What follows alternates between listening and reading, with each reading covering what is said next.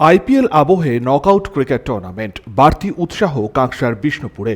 কাঁকসার মলানদিঘি গ্রাম পঞ্চায়েতের বিষ্ণুপুর গ্রামে বিষ্ণুপুর ক্রিকেট দলের উদ্যোগে কয়েক মাস আগে শুরু হয়েছিল নকআউট ক্রিকেট টুর্নামেন্ট।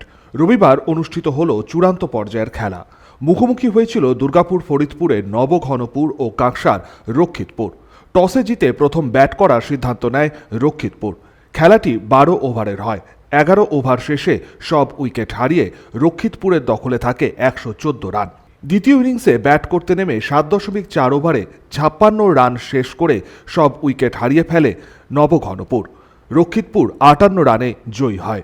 এই খেলায় ম্যান অব দ্য ম্যাচ হয় রক্ষিতপুরের মিন্টু ঘোষ।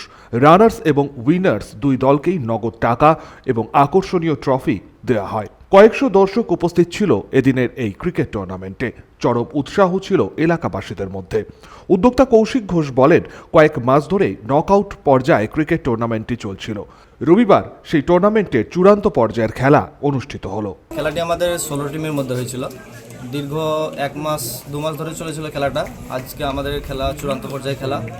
তো যে দুটি দল আমাদের একে অপরের মুখোমুখি হয়েছে, একদিকে নবঘনপুর এবং অপরদিকে রক্ষিতপুর।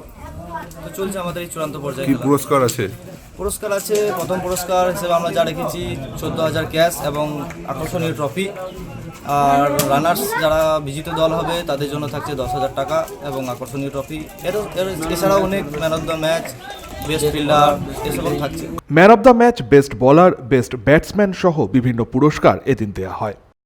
সনাতন গড়াই, 99 নিউজ বাংলা, মলানদিঘি।